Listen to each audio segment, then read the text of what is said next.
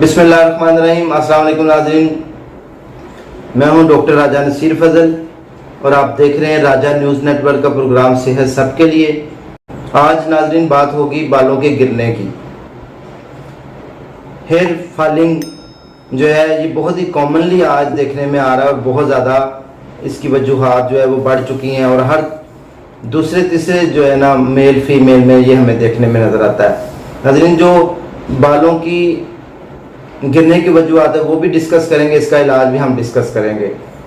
तो नाज़रीन अपने टॉपिक की जानिब बढ़ते हैं। सबसे पहले जो वजूहात है वो जेनेटिकली हम देखें, मरूसियत जो होती है बालों के गिरने की, कुछ इंसान अपने माँ बाप की जो होता है विरासत से कुछ बीमारियाँ मुंतकिल होती हैं, उनमें ये एक बीमारी है हेयर फॉलिंग।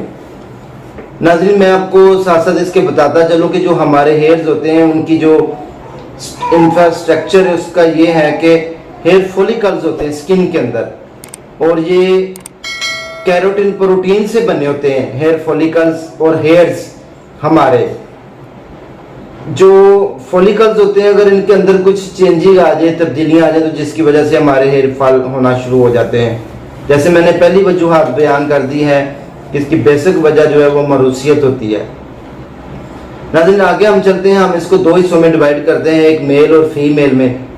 जेनेटिकली तो दोनों में हो सकता है, लेकिन जो मेल्स और फीमेल्स हैं उनके दोनों की जो बॉडी का ग्रोथ रेट है वो अलग अलग है, बॉडी का स्ट्रक्चर जो है वो अलग अलग है और हार्मोन्स जो अल्लाह ताला ने लगाए हुए मेल फीमेल के वो थोड़े अलग डिफरेंट काम करते हैं।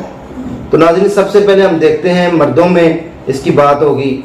मर्दों में नाज़रीन एंड्रोजेनिक एलोपेशिया कहा जाता है बालों के गिरने को और इसकी वजह जो है वो टेस्टोस्टेरोन हार्मोन्स होते हैं बेसिकली।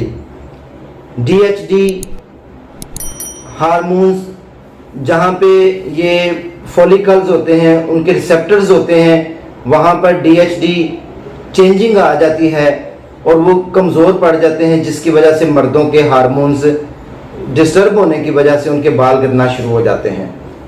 उनमें सबसे मैंने पहले जिक्र किया टेस्टोस्टेरोन हार्मोन्स होता है मेल्स के अंदर, अगर उसका इनबैलेंस हो जाए तो बाल जो है वो बड़ी तेज़ी के साथ गिर जाते हैं। नाज़रीन डीएचडी डिहाइड्रोटेस्टोस्टेरोन लेवल जो है वो मैंने जैसे आपको बताया कि रिसेप्टर्स के होते हैं, रिसेप्टर्स के अंदर मौजूद होता है जहाँ पर बालों की ग्रोथ होती है, वहाँ पर इसकी कमी हो जाती है तो बाल गिरना शुरू हो जाते हैं। और मेल्स हार्मोन्स डिस्टर्ब होते हैं तो बाल जो है उनके बड़ी तेज़ी के साथ गिरना शुरू हो जाते हैं, जिसमें आपने देखा कि बहुत ज़्यादा पहले लोग आहिस्ता आहिस्ता गंजेपन की तरफ जाते हैं, फिर बढ़ते बढ़ते एक वक्त आता है कि पूरे जो है उनका सर गंजा हो जाता है। इसी तरह अगर हम फीमेल की तरफ देखें तो फीमेल की जो उनकी अपनी पर्सनल बीमारी हो सकती है वो पीसीओएस होता है, पॉलीसिस्टिक ओवेरियन सिंड्रोम।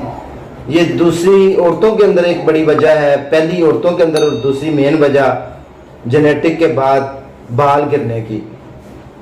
पीसीओएस जब डिस्टर्ब होता है उसकी वजह से औरतों के अंदर ना तो सिर्फ बाल गिरते हैं बल्कि बाल गिरने के साथ साथ उनके चेहरे के ऊपर दाने, उनके ओबेसिटी की तरफ बढ़ना, उनकी और बहुत सारी सिस्ट बन जाना, ओवरीज के अंदर फेब्राइड्स वगैरह का जो है बन जाना और एमिनोरिया वगैरह की शिकायत हो जाना, ये सारी वजूहात पीसीओएस के बाद जो है वो पैदा होना शुरू हो जाती हैं। तो नाज़रीन जिसकी वजह से हम फीमेल्स के हार्मोन्स जो होते हैं एस्ट्रोजन प्रोजेस्टेरोन ये डिस्टर्ब हो जाते हैं और उसकी वजह से उनके जो ग्रोथ है फैक्टर वो रुक जाता है और ग्रोथ फैक्टर रुकने की वजह से उनके भी बाल बड़ी तेज़ी के साथ, हमारी माओ बहनों के बड़ी तेज़ी के साथ बाल इसलिए भी गिरते हैं कि वो कंघी करती हैं और बाल बिल्कुल थिन हो जाते हैं, बारीक हो जाते हैं, तो वो जब कंघी की लपट में आते हैं तो गिर जाते हैं। तो ये दूसरी वजह है औरतों में बालों के गिरने की। अब ये तो अलग अलग हमने डिस्कस कर लिया, अब हम चलते हैं कि मेन का मर्दों और औरतों में हार्मोन बाल गिरने की क्या वजूहात हो सकती है। मर्दों और औरतों में कॉमनली जो वजह हो सकती है जेनेटिक के बाद, हार्मोन्स की खराबी के बाद, तीसरी जो बड़ी वजह हम डिस्कस करने जा रहे हैं वो है स्ट्रेस।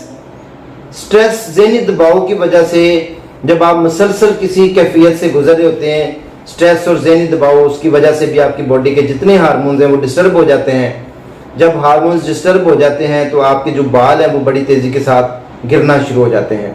बालों के ग्रोथ करने की जो रेशो होती है अल्लाह ताला ने जो मेल और फीमेल दोनों में लगाई है, ग्रोविंग रेट जिसको कहते हैं वो 80% होता है, और जो शेडिंग होती है वो 10% होता है, और स्टैटिक फेस जो है वो भी 10% होता है। स्टैटिक फेस 10% होता है, शेडिंग 10% होता है, और 80% ग्रोविंग रेट होता है बालों का ग्रोथ करने का। तो जब इंसान स्ट्रेस और दबाव लेता है तो जो ग्रोविंग रेट 80% वो चेंज होके तो वो शेडिंग रेट में चला जाता है, जिसकी वजह से बड़ी तेज़ी के साथ मर्दों और औरतों के बाल गिरना शुरू हो जाते हैं। उसकी वजह से हमारे हार्मोन्स भी डिस्टर्ब हो जाते हैं। तो इसलिए अगर ये वजूहात है तो इसका भी इलाज होना इंतहाई ज़रूरी है। आगे चल के हम पूरा इलाज हम डिस्कस करेंगे कि बालों के गिरने के बाद उसका इलाज क्या है। तो स्ट्रेस और ज़हनी दबाव अगर जैसे मर्ज में आप मुब्तला हैं तो इसका इलाज होना भी ज़रूरी है। अगर आप मुसलसल स्ट्रेस और दबाव में रहेंगे तो आपके बाल गिरने से कोई नहीं रोक सकता, कोई ग़िज़ा जो है आपके ऊपर असरअंदाज नहीं होगी। तो इस वजह को भी दूर करना इंतहाई ज़रूरी है। उसके बाद नाज़रीन जो चौथा बड़ा फैक्टर है वो है एक्सटर्नल फैक्टर। हमारा जैसे एनवायरमेंटल डस्ट वगैरह होती है, ऑयल वगैरह का इस्तेमाल करना, ऑयल वगैरह का ना इस्तेमाल करना, केयर ना करना बालों की। नाज़रीन जैसे कि हम अक्सर नशेबी इलाकों में रहते हैं, मतलब पसमानदा इलाकों में रहते हैं जहाँ पर मट्टी डस्ट गर्दो गुबार बहुत ज़्यादा होती है। उसके बाद हम डेली प्रॉपर जो है वो बालों की हाइजीन का ख्याल नहीं करते और ऐसे शैम्पू का इस्तेमाल नहीं करते जिसकी वजह से हमारी जो है वो बालों की ग्रोथ हो। बाल आपके डस्ट, एनवायरनमेंट और ऐसे गलत माहौल की मतलब असरअंदाज होता है ये सारा एनवायरनमेंट आपके ऊपर, तो उसकी वजह से भी आपके बाल गिरना शुरू हो जाते हैं। प्रॉपर बालों को वॉश ना करना, प्रॉपर बालों की देखभाल ना करना, डस्ट मट्टी और 2-3 दिन तक ना नहाना, और ये वजूहात भी बालों के गिरने की हो सकती हैं। ये चौथी बड़ी वजह है, ये कॉमनली मेल और फीमेल दोनों में देखी जाती है। नाज़रीन अब पांचवी वजह की तरफ हम बढ़ते हैं। बालों के गिरने की पांचवी वजह जो है स्ट्रेटनिंग करना बालों का, जैसे फीमेल्स हमारी बहनें बेटियां करती हैं, डाइंग करना बालों का, कलर लगाना और ऐसी चीज़ों का इस्तेमाल करना जिससे उनका कलर चेंज हो जाए।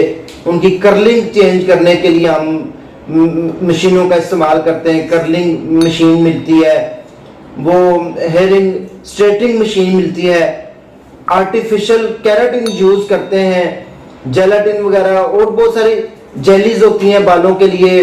वो ये सारी चीज़ें जब हम यूज़ करते हैं उसकी वजह से हमारे बाल जो है वो कमज़ोर होना शुरू हो जाते हैं। उनके जो रिसेप्टर ग्रोथ करने वाले इफेक्ट्स हैं वो कमज़ोर पड़ जाते हैं, बाल वजनी होकर तो वो गिरना शुरू हो जाते हैं। तो ये पांचवी बड़ी वजह है जब आपके बाल गिरते हैं। जब तक आप ये वजह दूर नहीं करेंगे, अगर आप बालों को डाइंग करते हैं, बालों को स्ट्रेटनिंग के लिए स्ट्रेटनर का यूज़ करते हैं, आर्टिफिशियल केराटिन वगैरह का यूज़ करते हैं, इनको भी आपने बंद करना है। इनको नेचुरली ऑर्गेनिक चीज़ों पर लेकर आना है, तो इंशाल्लाह आपके बाल गिरना बंद हो जाएंगे। तो आखिरी छठी और आखिरी बड़ी मेन वजूहात होता है डेफिशिएंसी ऑफ न्यूट्रिशन। ग़िज़ाइयत की कमी की वजह से आपके बाल गिरते हैं। ग़िज़ाइयत की कमी में जैसे आपको पता है हमारे बालों के लिए calcium, zinc, phosphorus, iron, biotin, vitamin C, iron, biotin, vitamin C वगैरह ये हमारी बालों की ग्रोथ के लिए इंतहाई अहम न्यूट्रिएंट्स हैं। ये अगर हमारी ग़िज़ा में कम हो जाते हैं तो फिर हमारे बाल बड़ी तेज़ी से गिरेंगे, इनको कोई गिरने से रोक नहीं सकता। तो नाजरीन ये अब आप सारी वजूहात समझ गए होंगे कि बालों के गिरने की मेन वजह जब तक दूर नहीं करेंगे तब तक। अब हम देखते हैं कि इसका इलाज कैसे कैसे पॉसिबल हो सकता है। सबसे पहला इलाज होता है platelet rich plasma, PRP, platelet rich plasma. ये नाज़रीन एक मेथड के जरिए हम जो बालों के रिसेप्टर्स हैं उनके अंदर इंजेक्टेबल लगाते हैं, जिससे जो है वो बाल जो है गिरना बंद हो जाते हैं। ये पहला तरीका इलाज मैं आपके साथ शेयर कर रहा हूँ। जो डर्माटोलॉजिस्ट होते हैं, जो जिल्द के काम करते हैं, जो बालों की ग्रोथ का काम करते हैं, वो प्लेटलेट्स रिच प्लाज्मा जो है उसका इंजेक्शन बालों के सर के अंदर लगाते हैं। अपनी अगर आपकी ग़िज़ाइयत की कमी है तो अच्छी ग़िज़ा खाएं। ऐसी मेडिसिन भी यूज़ कर सकते हैं जिसमें इनरिच जिंक हो, आयरन हो, कैल्शियम हो, ये चीज़ें जो आपके बायोटिन हो, बालों को ग्रोथ में अहम किरदार अदा करती हैं, ऐसी ग़िज़ाएँ इस्तेमाल करनी चाहिए। तो इंशाल्लाह आपके बाद इसके बाद अगर आप आर्टिफिशियल जो है बालों के लिए यूज़ करते हैं, कलर डाइंग वगैरह, तो ये सारा कुछ बंद कर दें। उसके बाद अगर आप बालों की प्रॉपर ग्रोथ चाहते हैं तो 2 होम्योपैथिक की मेडिसिन आपके साथ शेयर कर रहा हूँ। ग़िज़ा भी अच्छी करनी पड़ेगी, हार्मोन्स अगर डिस्टर्ब है उसका भी इलाज करना पड़ेगा। होम्योपैथिक की 2 मेडिसिन है, उसमें एक एसिड फास्ट दवाई होती है, किसी किस्म के भी बाल गिर रहे हो, बाल कमज़ोर हो जाए तो बहुत अच्छा रिजल्ट है, अगर आपके बाल सफ़ेद हो रहे हैं तो भी बहुत शानदार रिजल्ट है।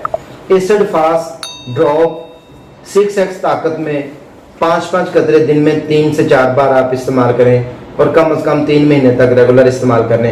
आधा कप पानी लेना, उसके अंदर 5 कतरे डालें, दिन में 3 से 4 दफ़ा इस्तेमाल करें, इंशाल्लाह आपके बाल गिरना हमेशा के लिए बंद हो जाएंगे। नंबर 2, नेट्रम्योर टैबलेट होती हैं होम्योपैथिक की, जर्मनी की, आप लें 4-4 गोलियाँ सुबह दोपहर शाम, मेल और फीमेल ये दोनों का इलाज हो रहा है। अगर कोई इसके अलावा फैक्टर है वो आपने देख लेना है। तो ये टैबलेट जो है सुबह दोपहर शाम आप बच्चे नौजवान गर्ल्स बॉय दोनों यूज़ करते हैं, दोनों के लिए यकसा मुफीद है। तो ये 2 दवाइयाँ होम्योपैथिक की हैं। इसके अलावा जैसे मैंने बताया कैल्शियम की, आयरन जिंक वाली मेडिसिन आप एलोपैथिक की यूज़ कर सकते हैं। इसके अलावा घर में जो ग़िज़ाएँ हैं जिनके अंदर ये सारी कैल्शियम, आयरन और दूसरी ग़िज़ाएँ मौजूद होती हैं, आप इनरिच, आप हमारे हेल्थ एंड फूड न्यूट्रिशन के जो बेनिफिट्स हैं ऑर्गेनिक फूड्स के, वो वीडियो भी आप देख सकते हैं। कौन कौन सी ऐसी चीज़ें हैं जो हमारी बालों को गिरने से रोक सकती हैं और हमारे लिए सेहत के लिए बेनिफिशियल है। इंशाल्लाह ताला उम्मीद है कि आपको ये भरपूर वीडियो पसंद आई होगी, क्योंकि ये मैंने बहुत ही मेहनत से वीडियो तैयार की है आपके लिए, ताकि आपको किसी चीज़ की कोई परेशानी ना हो, आपको असल हक़ाइक़ सामने आ जाए। आपको एलोपैथिक होम्योपैथिक को सारा इलाज बता दिया। इसी के साथ अगर आपको वीडियो अच्छी लगे तो दूसरों के साथ ज़रूर शेयर करें।